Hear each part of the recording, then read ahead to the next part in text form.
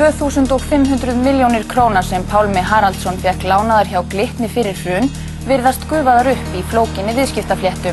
Veðið var skuldaviðurkenning frá helsta eiganda bankans.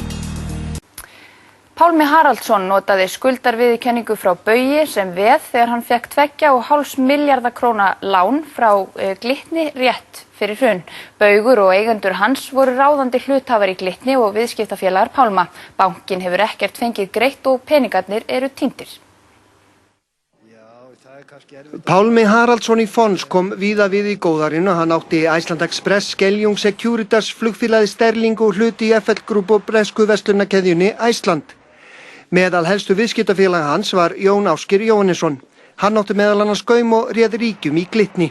Fons félag Pálma átti hlutabréf í Högum og Debenham sem Pálmi seldi félaga sínum Jóni Ásgeir í Baugi snemma árs 2007. Á móti fékk Pálmi skuldabréf á Baug. Allir pappirar virðast hafa verið útbúnir í samræmi við lög og reglur. Pálmi fór með skuldabréfið í Glitni og lagði það að veði fyrir 2,5 milljarða króna láni sem hann fékk greitt út í peningum.